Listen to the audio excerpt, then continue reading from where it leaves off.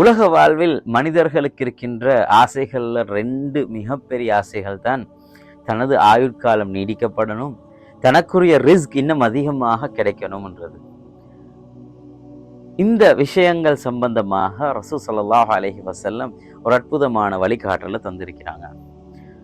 ஒரு முறை ரசூல் ஸல்லல்லாஹு அலைஹி வஸல்லம் அவர்கள் கூறினார்கள், மன் அஹப்ப ஐ யுப்ஸத லஹு ஃபீ ரிஸ்கிஹி வ ஐ யுன்ஸஅ லஹு ஃபீ அஸரிஹி ஃபல்யஸில் ரஹிமஹ். யார் தனது ஆயுட்காலம் நீடிக்கப்பட வேண்டும் என்று விரும்புகின்றாரோ, தனக்குரிய ரிஸ்க் இன்னும் அதிகமாக வர வேண்டும் என்று ஆசைப்படுகின்றாரோ, அவர் உறவுகளை பேணட்டும். மனிதர்களோடு வாழ்வதென்பது ஒரு அற்புதமான கலை. மனிதர்களை சம்பாதிப்பதென்பது மற்றுமோர் அற்புதமான கலை. ஆம், அந்த வாழ்க்கையை சரியாக வாழ்கின்றோமா, உறவுகளை சரியாக பேணி நடக்கின்றோமா, நிச்சயமாக எமது வாழ்க்கையில் ரிஸ்கும் அதிகரிக்கும், ஆயுட்காலமும் கூடும் என்பதில் எந்த சந்தேகமும் இல்லை. உறவுகளை சேர்ந்து நடப்பது என்பது ஒரு வித்தியாசமான கலை. அதிலே நாங்கள் உணர்வுபூர்வமாக சம்பந்தப்பட்டால், மனித மனங்களை வென்றெடுப்பதிலே நாங்கள் மும்முரமாக ஈடுபட்டால், நிச்சயமாக அது எமது வாழ்க்கையில் வெவ்வேறு விதங்களில் தாக்கம் செலுத்தும் என்பதை நானும் நீங்களும் அறிந்து வைத்திருக்க வேண்டும். அதற்காக முயற்சிகளை செய்ய வேண்டும். குடும்ப உறவுகள் எப்போதோ இடைக்கிடையே வீட்டில் நடக்கின்ற ஒரு திருமணத்தில், வீட்டில் இடம்பெறுகின்ற ஒரு சோதனையான நிகழ்வில், உதாரணமாக ஒரு ஜனாசாவில் என்று மாத்திரம்தான் கலந்து கொள்வார்கள், போவார்கள், வருவார்கள் என்றிருந்தால் அது அழகானதல்ல. அதையும் தாண்டி எப்போதும் கலகலப்பாக இருக்கின்ற ஒரு கலாச்சாரம் சில வீடுகளுக்குள் உருவாக வேண்டும். பல மனிதர்கள் வந்து செல்கின்ற, எப்போதும் இந்த வீட்டுக்கு வந்தால் மனதுக்கு ராகத்தாக இருக்கின்றதே என்று நினைக்கின்ற சூழலை எமது வீட்டுக்குள் உருவாக்க வேண்டும். அதற்காகத்தான் இறைவன் எம்மை படைத்திருக்கின்றான் என்ற உணர்வோடு நானும் நீங்களும் வேலை செய்தால் எமது வீடுகள் எப்போதும் மனிதர்களால் நிரம்பி வழியும். அவர்கள் வரும்போது அவர்களது ரிஸ்கும் சேர்ந்து வருகின்றது என்பதில் நம்பிக்கை இருந்தால், யார் எப்போது வந்தாலும் அவர்களை அழகாக வரவேற்று அனுப்புகின்ற ஒரு நல்ல சுன்னாவை நானும் நீங்களும் நடைமுறைப்படுத்தலாம். அதே போன்று தான் மற்றும் ஒரு ஹதீஸிலே ரசூல் ஸல்லல்லாஹு அலைஹி வஸல்லம் அவர்கள் கூறினார்கள், இன்னல்லாஹ ஃபீ ஔனில் அப்தி மா தாமல் அப்து ஃபீ ஔனி அஹீஹ். ஒரு மனிதன் மற்றொரு மனிதனுக்கு உதவி செய்கின்ற காலம் எல்லாம் அல்லாஹு தஆலா இந்த அடியானுக்கு உதவி செய்பவனாக இருப்பான். நாங்க இன்னொரு சகோதரனுக்கு, அவர் எமது குடும்பமா, அவர் எமது உறவா, அவர் எமது மஹல்லாவா, அவர் எம்மை சேர்ந்தவரா, எமது சிந்தனையில் உள்ளவரா என்றெல்லாம் பார்க்காம ஒருத்தருக்கு உதவி செய்யறோமா? இனம் மதத்தையும் தாண்டி மனிதனுக்கு உதவி செய்யறோமா? அல்லாஹு தஆலா எமக்கு ஏதோ ஒரு விதத்தில் வித்தியாசமாக உதவி செய்வான். இந்த உணர்வும் எங்களிடம் இருக்க வேண்டும். அப்படி வாழ்ந்தால் அந்த வாழ்க்கையில் இருக்கின்ற அழகை வார்த்தையால் சொல்ல முடியாது, அனுபவித்து மட்டும்தான் பார்க்க வேண்டிய ஒரு அற்புதமான வாழ்க்கை அது. எனவே மனித மனங்களை சேர்ந்து நடப்போம், மனிதர்களுக்கு உதவி செய்வோம், அல்லாஹ் எமக்கு உதவி செய்வான் என்ற நம்பிக்கையோடு உதவி செய்வோம். நிச்சயமாக நானும் நீங்களும் எதிர்பாராத புறங்களில் இருந்தெல்லாம் அல்லாஹு தஆலா எமக்கு உதவி செய்வான். மற்றொரு விஷயம், நானும் நீங்களும் பிறப்பால் முஸ்லிமாக இருக்கலாம். சில போது பின்னர் ஒரு காலத்தில் இஸ்லாத்தை தேடி கற்று இஸ்லாத்தை ஏற்றுக்கொண்ட மனிதராக இருக்கலாம். 2 சாராரும் எவ்வளவு பெரிய பாக்கியசாலிகள் தெரியுமா?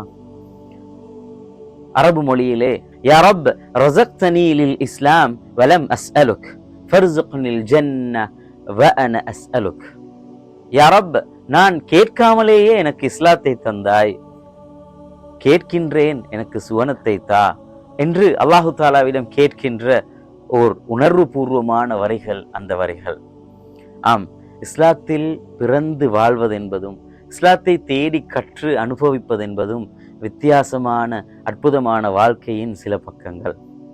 இஸ்லாத்தை யாரோ சில மனிதர்கள் தேடி பெற்றுக்கொள்வதற்கு காரணமாக நானும் நீங்களும் இருக்கின்றோமா? அதுவெல்லாம் பாக்கியம். அதுவெல்லாம் ஒவ்வொருத்தருக்கும் ஒவ்வொரு சந்தர்ப்பத்தில் கிடைக்கிற அற்புதமான வாய்ப்பு.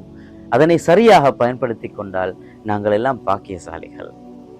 ஏன் தெரியுமா?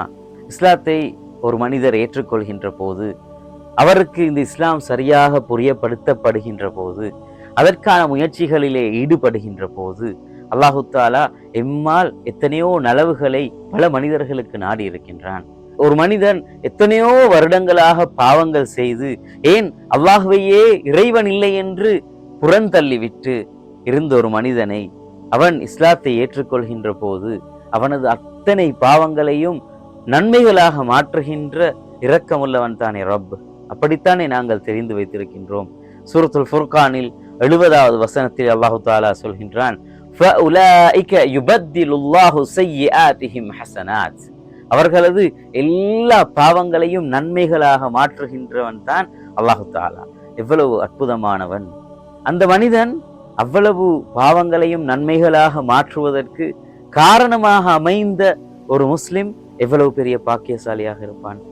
சிந்தித்து பார்த்தால் எத்தனையோ மனிதர்களின் மனங்களில் மாற்றங்களை கொண்டு வருகின்ற ஒரு தூதுவனாக நானும் நீங்களும் மாறுவோம் இல்லையா? யோசிக்க வேண்டும். கண்மணி நாயகம் ஸல்லல்லாஹு அலைஹி வஸல்லம் சொன்னார்கள், ஒரு மனிதனது வாழ்க்கையில் இந்த நேர்வழி ஹிதாயத் கிடைப்பதற்கு காரணமாக இருந்தால் உலகமும் உலகில் உள்ள எல்லா சொத்துகளும் கிடைப்பதை விட அது மேலானது. நானும் நீங்களும் ஆசைப்படுவதெல்லாம் இந்த உலகத்தில் உள்ள சொத்துக்கள் தானே. அந்த சொத்துக்களை எல்லாம் விட மேலதிகமான கிஃப்ட், அன்பளிப்பு தான் அல்லாஹு தாலா சொல்கின்றான், ஒரு மனிதனது வாழ்க்கையில் இந்த மார்க்கத்தை பற்றிய புரிதலை ஏற்படுத்தி இந்த நேர்வழியை அவனுக்கு காட்டி கொடுப்பது. எனவே மனிதர்களோடு சம்பந்தப்படுகின்ற எத்தனையோ விதமான உதவிகள் இருக்கின்றன. குடும்ப உறவுகளில் தொடங்கி எமது அயலவர்கள், எம்மோடு வாழ்கின்றவர்கள், எம்மோடு கற்றவர்கள், கற்கின்றவர்கள், இனமதம் தாண்டி எங்கெங்கோ ஏதோ ஒரு சந்தர்ப்பத்தில் சந்தித்தவர்கள் என்று மனிதர்களோடு அவர்களுக்கு உதவுகின்ற சந்தர்ப்பங்கள் ஏராளம் ஏராளம். அவற்றிலெல்லாம் ரப்பை சம்பந்தப்படுத்தி பார்க்கின்ற போது நாங்கள் உண்மையில் பாக்கியசாலிகள். அந்த வாழ்க்கையை சரியாக புரிந்து நடந்து கொண்டால் ஓர் அழகான முடிவு இந்த உலகத்திலும் இருக்கும், மௌத்திற்கு பின்னரும் இருக்கும். அல்லாஹ் அந்த நிலைமையை நோக்கி எம்மை நகர்த்தட்டும். قُل لَّن يُصِيبَنَا إِلَّا مَا كَتَبَ اللَّهُ لَنَا هُوَ مَوْلَانَا وَعَلَى اللَّهِ فَلْيَتَوَكَّلِ الْمُؤْمِنُونَ